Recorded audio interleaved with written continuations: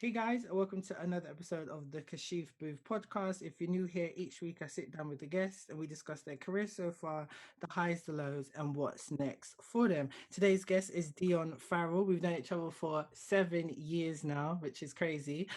We did our internship slash off entry level role at Raw TV Mm, in 2014, and yeah, we got that through an organization for creative access.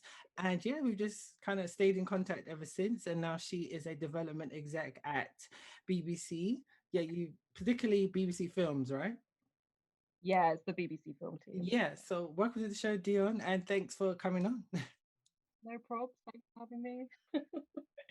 So, like I said, we started a long time to we started working together ages ago.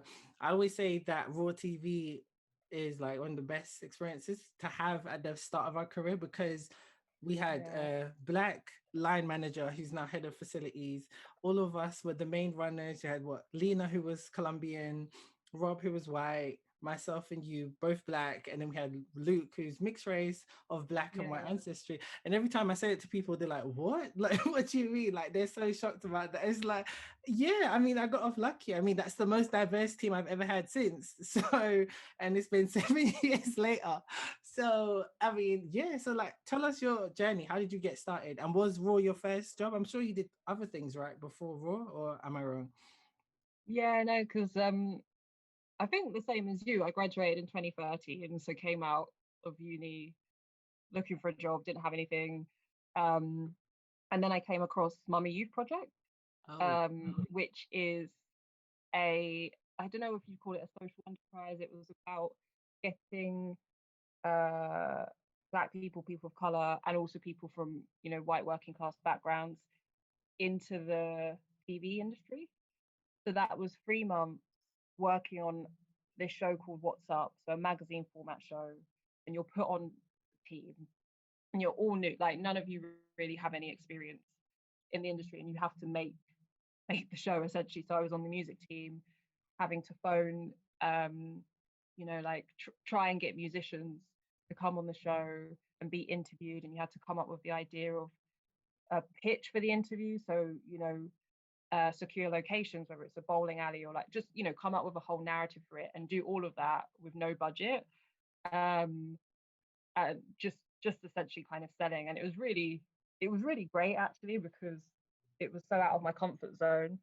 Um, but I think the worst thing about it was that it wasn't paid at the time. It is now, but um, yeah, we were doing it for free. And then after those 3 months, like part of it, they had Mummy Youth had a relationship with both Sky and BBC. So each season they do, because they're still running now, and I think they're on their 18th season. They would alternate. So when I was on it, the relationship was with Sky, and be um, you should be able to get an internship off the back of doing Mummy Youth. And I registered my interest that I wanted to move into drama in some way. And they were just shooting this show called Critical, which was a medical drama by Jed Mercurio, who does like Line of Duty and stuff. And so I was able to go and intern on that for 6 weeks. So yeah, so before Raw, that was like my first experience of working in the industry. And actually, luckily, because the emphasis was on um, people from like underrepresented uh, ethnic groups, it meant I got to just work with lots of like black like people of color, and I think it was probably a real challenge after that and after Raw to like see other parts of the industry and not be it, because I just got used to it and used to like just essentially feeling like you're just working with friends or like peers. it's no, that's a good point because, like I said, when I left Raw as well, yeah, I didn't really work with, I haven't, to be honest, worked with a lot of Black or even a Latino or Latinx person since. So, yeah, so it's really, we were lucky just to have that in the early parts of our career to just we have a diverse team, but it's not really common. Yeah, And like, yeah, because we were both office runners at Raw TV. If you don't know what office runner is, that's literally entry-level position where you get teas, coffee, cover reception, go on runs, which I love to doing because I used to take 2 hours purposely to do that. I used to do it. I used to purposely go take my lunch and then come back. You were like, oh, where's Cash? Like, I'm not here. I'm chilling. Because look, it was intense at Raw sometimes. And yeah, so like when you did Raw and you were there for a year and then you left, what were the next steps in your career to like get to where you are now? Yeah, so yeah, like you said, I was there for a year, and Raw, when we were there, it was mostly factual. You know, it was like its biggest show was Gold Rush. Still is It had 2011. Still is, yeah. It had it had set up a drama department, but that was really small, and it's weird. Like I feel like I probably, you know, a year was enough basically. Like that was the limit, because it was clear that there was nothing for me to progress into. Not nothing for me to progress into. I was just not progressed into anything. But also I had an interest. You know, I didn't want to be working on factual, right? But it was I think the main difficulty after leaving Raw was how was I going to get into the other side of things, which is scripted. So I took some like production runner or location runner positions on for other factual shows. So I worked on a production by Shine called Hunted, and then I worked on things for, you know, I worked on like 24 Hours in Police Custody. I just did quite a few different random jobs, and on the side of that was trying to apply for development roles, and also build my development skills in any way that I could. So it meant I was like trying to do script reading, whether that was reading for like local theatres or contacting production companies who offer script reading opportunities. And so essentially, I'd say a couple months after I'd left Raw, I'd seen a advert for a position at BFI in their film fund team for a script editor trainee, and it sounded just ideal to me because it meant I would be reading scripts, you know, working on films all day, every day. Applied for it, went through the interview process and got it. And then at the time, they took on 2 people at a time. So the first person who got it was going to do this for 6 months because you spent 6 months with the film fund team. So I was doing it 6 months later. So that's part of the reason I took on these like random jobs. And that is what I would say kind of propelled me on my way to what I do now, because as I say, I was with the film fund team at the BFI for 6 months, you know, reading scripts, learning about writers, learning about directors, getting to sit in on meetings, you know, script meetings on projects that they were developing, and starting to understand how those conversations work, meeting people in that part of the industry, because it is really separate. Like factual is a very different world to the film and TV scripted side. And then as part of that traineeship, after those 6 months, I'd spend 2 months at a production company. And the virtue of being somewhere like BFI is they just have so many good relationships with production companies. You could almost choose anywhere you wanted to go. And at the time, Pulse Films had just exec American Honey, the Andrea Arnold film. They'd just been involved in The Witch. So there was something quite enticing about the prospect of going there. So I met with them and then went there. And I think what I didn't realize from the outside is that Pulse's film department is actually very new. So they've done a lot of documentaries, but were actually just on their way to starting to do film and TV. And I hadn't realized at the time as well that, you know, they hadn't developed American Honey and they hadn't developed The Witch. They just put a bit of money into it. So it was a slightly different experience of being at the BFI, where they're working on lots of active projects, because Pulse were at a point where they were really just trying to develop their slate and start getting things out to broadcasters and commissioners to get the financing to develop them. So it meant I spent a lot of time reading submissions, writing script reports, reading books, like just trying to be across content in lots of different ways, and like, getting to go to meetings with writers that they were really excited about, or um, getting to watch a cut of a documentary they were working on. So again, it was all quite new experiences to me at that time. That's really good. So from Pulse, how did you get to now being a development exec at BBC Films? How did you go from there to there? So that was that. I left there at the end of 2016, and to be honest, I felt like I was back to square one, because I'd had this amazing experience of learning so much, but I think it's partly a character thing. I'm not super like good at networking. I'm not really comfortable with that, or like really comfortable with just randomly approaching people and saying we have a chat, or like, because I don't always know what those chats are meant to be for, or like what I'm meant to get out. Well, I didn't at that time. I feel like I understand that now. But so I didn't really do that, even though people were like, if you want us to introduce you to someone, we can. And for whatever reason, I was just like, oh, it's fine. So yeah, I was back to square one. I started script reading for Channel 4's annual writing competition for screenwriting, to kind of have that on the back burner. I was still freelancing for BFI, because they have their, what they call network, so their new and emerging talent part of the film fund. And I got quite interested in connecting with new talent, so I was still like watching stuff and reading stuff for them.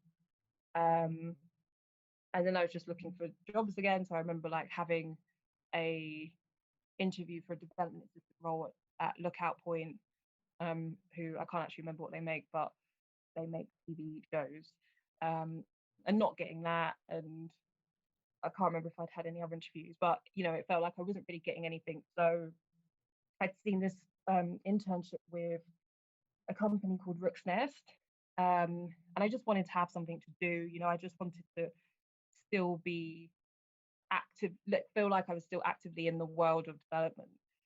So that was like not paid either, but expenses. So I was there for 3 months, and then it was kind of by luck, really, that I think because I was doing the Channel 4 thing, and so I now had a relationship with the person who runs that. I didn't even know this, but I think he given my details to someone who was leaving their development role at a company called Unigram, very new, hadn't heard of them. So I went for an interview there, and got that role, and that was a development editor role. Again, like I said, it was kind of similar to being at Pulse, because they were very new. They were trying to develop their slate. They had a specific remit, which was developing TV and film with music involved in it in some way. And that was because my boss set up the company with his wife, who's a musician. So that's kind of how they came to that. And then I was there for maybe like 20 months or so, and had continued to look for other jobs, other opportunities, just because I wanted to be working on things that were getting made, and things weren't at that time weren't really getting made when I was there. And so yeah, I applied for the development exec role at BBC Film, like back in 2018, and an interview for it, and that's how I got here. So yeah. Great. So what can you share as being a development exec, like at BBC Films? Like what is it you do within development? Because a lot of people don't understand, because when I first met you, you were this writer and now you're in development. Because guys, she's also an author and I've read her books. Always gonna big up Dionne. Thanks for that. But also, don't say books plural. I wrote like one short story. we need to like let them know you're back. You're Okay. big. But like so like as a development exec, what? Because people probably want to work up to where you are to be developing, especially at BBC. Like with films, it's funny. I have a friend who was just working on a film at BBC, and What is your day to day like? What would you say your duties are and stuff like that? Mm. So um, essentially, like the kind of setup of the team is, at least on my side, so I call it the editorial side of the team, who are working on the creative, working with filmmakers on the scripts and stuff. You have the commissioners, so they are the people with the power to greenlight projects and bring them onto the slate. And as a development executive, I am there to support them and to work on their projects with them. Um, so that's quite a big part of my day to day, because we have around 100 projects actively in development at any one time. So you're kind of constantly responding to projects as and when they come in, and they get commissioned at any stage. So you could commission something on the basis of a treatment, and so you might then go through a redraft of that treatment, or you might go straight to script, or figure out whatever process is going to suit that project and that filmmaker. And then I think the other big part of it is reading submissions, because we don't accept unsolicited projects, but we have lots of projects come through to us from producers or agents. And you also want to be maintaining those relationships as well. So, meeting with those agents, meeting with those producers, and finding out who they're working with, and meeting with new producers as well, people that you don't know yet, because we want to try and make it as inclusive as possible, and for it to be, I think it's a thing with the industry is always that it feels very closed doors, and that you kind of have to like know someone to get your thing made. Um, so I guess another big part of the role is just doing a lot around um, that transparency in a way. So whether it's speaking at events, that could be events at particular festivals, or it could be events through BFI Network, and because they often put things on where it's putting you in front of people who are newer to the industry or newer to filmmaking, and and telling them a bit about how you work, and what point in their process it's a good time for them to approach you. um and then I think the last bit of it is, as much as we have stuff come into us, it's also being really proactive about talent tracking. So um whether I'm watching people's films online, which we're all doing at the moment, or before, it was going to industry events, or, being out and going to the theatre and seeing a great play and then getting into contact with that writer. It's also trying to keep your ear to the ground in terms of who you feel is really exciting, and then you can have a general conversation about them, and if they have appetite for film, what they might want to be doing. Again, letting them know how you work, or how they might be able to, how we might be able to support them, and trying to build relationships in that way. Yeah, that's really good. That's really good. It's really good to see, well, hear more about the development side of it, because like you said, it's such closed doors, the industry, and so many people are trying to get through, and people don't understand that, you can't just send, your treatment or your script to the generic BBC email. That's just going to go nowhere. So that's really good to hear. So like with like the whole Black Lives Matter stuff and George Floyd and all this stuff where everyone's on TV, even with the whole Meghan Markle thing, last week was mad. We are recording this in March, so the Meghan Markle interview just recently came out. So Yeah. what would you say is happening within your field and your where you're working as to push diversity a lot more, not just through like race, but within like the HODs and heads of department, with the senior level roles and developing actual ideas outside of the norm? Because I know what's it called, Ajani Salmon's web series Was Black, that I know they've just wrapped up films in collaboration with Big Deal Films. So like, would you say it's going in the right direction at BBC? Yeah, I do. um and that wasn't like a pause of like, no, it's not. No. um yeah, it's a really big question, I guess. Like, personally, and like in terms of within my team, I would say that the really great thing about uh, coming to work at BBC Film and being involved in this team is that I think it has been, you know, inclusion and representation has always been at the forefront of how we've wanted to work. Um, and so I've definitely felt like we're kind of consciously doing it anyway. But then in the past year, um, as well as the things you've mentioned in terms of George Floyd and that leading to like a kind of galvanization around the Black Lives movement, like wider BBC announced its new diversity targets, which actually go into play next month, so only in a couple of weeks. And I think like optically, it all kind of came out at the same time, so it looked as if they were responding to BLM, but they'd already had those plans. But I've ended up being on a diversity panel within the BBC, which is kind of about looking at those. So those targets are going to be based on new definitions, or not new definitions, but what you hope are kind of really robust definitions to address both on and off screen diversity. So yeah, like you say, trying to get much more of a mix in terms of who's in your crew, and not just for that to be entry level, because that's always been the way it is, right? Like, you know, I think the interesting thing about what you were saying earlier about Raw and the fact that we felt like we were surrounded by lots of Black people essentially, is that I remember you pointing out to me that it was only really us. Like it was, you know, it was only the people that we were closest.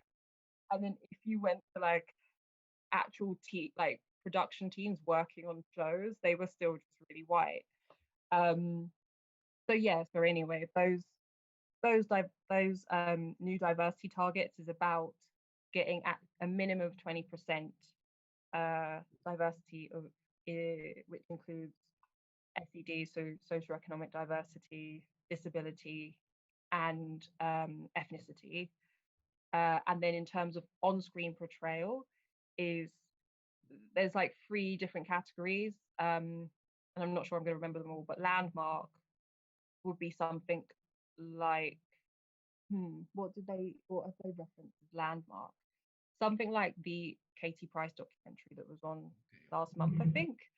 So that's like a landmark portrayal of disability, because it's about Harvey Price and Katie Price. Or integrated, which is well, I realize I'm like just going into this and I don't even know how interesting this is. Anyway, long and short of it is that it's just like there's real pushes to try and do inclusion better. I think there's still lots and lots of room for improvement. You know, I think it will be interesting to see how those targets pan out, because I think it shows like good intentions, but I think there's probably still things to figure out in terms of like how it works in practice. And I'm like in no doubt that there are people in the industry who probably just think this is the PC police, or like, you know, woke generation just trying to get rid of white people. But from my perception, and the people that I feel like I work closest with, I think there's a genuine like endeavor to redress an imbalance that has existed for like decades now. And I think I guess the main thing is that what we don't want, because we've seen loads of diversity initiatives over the past 30 years and probably beyond that, is for it to do the same thing, right? And we're still having these conversations in like 5 to 10 years time. So that's what I'm curious about, and I don't know. That's good. I mean, we know we've had these same conversations. I know you and I have, and I've spoken to loads of other filmmakers. It's the same thing over and over again. It's funny, like all the conversation about diversity and George Floyd last year. I remember somebody shared an article from 20 years ago, which was from the BBC, mirroring the exact same thing they were saying. So it's like we can keep regurgitating the same thing over and over again, but until action is actually made, then yeah. And I personally would like to see a black show which lasts more than 2 seasons. I just feel like every black show only lasts a couple of seasons and then it's done. Let's make it to 3 or 4. Like that's what I'm hoping Let's for. end on our terms. Yeah, exactly. Exactly. But that's like even like the Melamine film. I'm looking forward to seeing that. The Christmas film, like the first Black Boxing British. Day, yeah. Yeah, I'm looking forward to seeing that. That should be good. Has a good plot. It's a typical romantic, story. I'm just, yeah, let's support. So hopefully it's going in the right direction and we'll see what happens next. Yeah. Yeah. And no, story I was gonna say is that I feel like there are lots, lots of things that we have in production right now that really do feel like that, and not just the stories we're familiar with Okay. from particular communities as well, right? Some, I don't know if you saw it, but a film that BBC was involved in is like His House, was acquired by Netflix, so it's from there, and that felt like it was doing something really new and really urgent. Um, so I feel like there's definitely that feels like it is definitely happening, and I guess it's like at the you need to see it happening at volume and at speed. No, that's really good. And you've been in this industry for like what, 7, 8 years now, like myself. What are some of the things you've learned as being a black woman and navigating through it? Like, what have you dealt with in terms of maybe microaggressions or just knowing, like, okay, yeah, I'm the odd one out? Like, what are some things you can share? Um, I feel like I should think about it. Give me a minute. um, I think something I've learned, but probably am still learning, is um, is just how to be comfortable as myself in these spaces, because I feel like I've worked in places where that is just a given, and it's like, you immediately feel like you can be yourself, and as soon as you feel like you can be yourself, you're just comfortable and you're confident, and you can get on with the job. And then I feel like I've worked in places where that isn't a given, um and I just noticed the difference in myself and how I interact with people, because I'm I don't you know I like I don't know what I'm trying to say, but I think it's um it's hard because not everywhere is going to give you that permission, and so sometimes you have to kind of take it in a way, or you have to like incrementally work at it. um that wasn't a very good answer. Maybe you should ask me again. I think I understand what you're saying. Correct me if I'm wrong, but I remember us having conversations like this at Raw where we was kind of struggling between the points of where we can be open and talk to people and have normal conversations without knowing the hierarchy of who to talk to on what level. And I think it took me a while to figure that out, because I was always perceived, I think you and I were both perceived as the quiet ones and we would just kind of got on with our work and stuff, but I didn't know how to talk to people. It was just very awkward, or and I was nervous. You're like, you don't know what to say. And not naming names, but there were some execs who I know didn't like me anyway. So I can share I think I need to share some stories about yeah, about some stuff. But yeah, like I understand that. It wasn't until I started to do my independent stuff and really had to learn how to work with people and talk to agents and so many different people, where I was able to gain a lot of confidence, because it was on my terms. People didn't see me as the runner or whatever. They saw me as, okay, you're the producer, you're the writer, whatever. And that gained my confidence. So now when I'm talking to people who are within production companies, etc., I have that confidence because I know it. I think it's just about you kind of getting your feet wet. and Mm, and sometimes, like, when you get into the industry, it's just like, okay, they tell you, you need go, you need to chat to this person, ask person for a tea. Can I just learn and figure out what I want to do? We both started off in factual. We didn't want to work in factual, but we wanted to work in TV. So, and we know how hard it is to get into scripted, so we wanted to get in and get our feet wet. But no, everyone was just pushing us to go there, and being minority is a whole different level, so I get that. So yeah, I understand. I, Yeah, yeah. yeah, definitely. Because um I think it was also that recognition that like a lot of people aren't going to help you. No. You know, like a lot of people really don't care about you and your progression. Um, and you know, even that thing of us both starting in a part of the industry that we quite, you know, we knew that we wanted to be somewhere else, but it didn't mean we were acting like we wanted to be somewhere else. Like No. we did the job. Um, but I think sometimes people will kind of mark your cards like very early on in a way.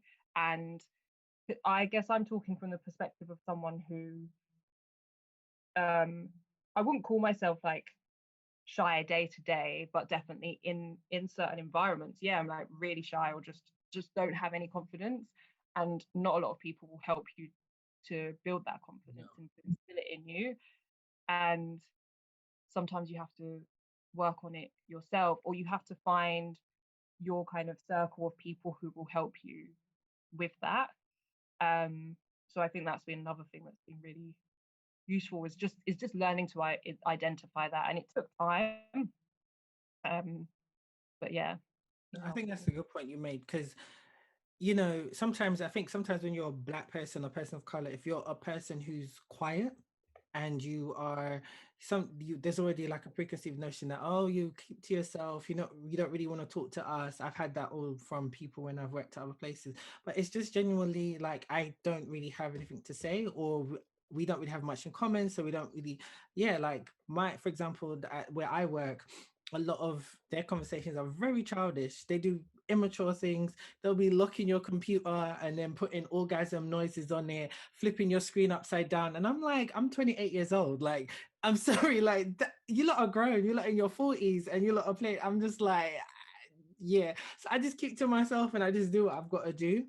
But then there's always this like issue of, oh, you're so quiet and this, that. And it's like, you're not actually trying to get to know me. You're not trying to see what I can, where we could bond. So I feel like that's where that can come into play. But I've always noticed through navigating through this industry, and I've just cross-referenced with so many different departments, is mad, that you always bond with whoever you're supposed to bond with. And you want to create, to me, I've always wanted to create organic relationships with whoever I'm working with, whether how high up or low they are, so that at Mm. least then I can email them and say, hey, blah, blah, blah, whatever. So I think that's how it is. And that's not spoke about enough. They're just always telling you to be in someone's face, and it's not really that. So yeah, so what's next? I mean, I know you're working in development, but do you have plans to like maybe be a commissioning editor? Because I know that could be next for you. Like what's coming up? I feel like I am um like I feel like I've taken on more responsibility in the past year, which has been really valuable. And so I'm kind of getting to grips with that, and still feel like I have so much to learn in this role and in this space. Um, in terms of what's next, I think it's probably, and also so like saying that is, you know, I think it goes back to a lot of what we were saying around how you build your confidence, or you know how you begin to feel comfortable in a space. Because I think I came into this role feeling like I wasn't ready for it, which wasn't true. But you know, sometimes you just take things on and you're like, oh my gosh, this is, you make it more daunting than it needs to be, which means I feel like I spent, you know, a year like still dealing with it today, to be honest, but like spent quite a long time coming into the role of just trying to figure out how to find my voice, really, like how, you know, in a room. So I feel like, yeah, I feel like I'm in a point now where I'm hoping I'm kind of progressing, and there's still things to learn. And I think um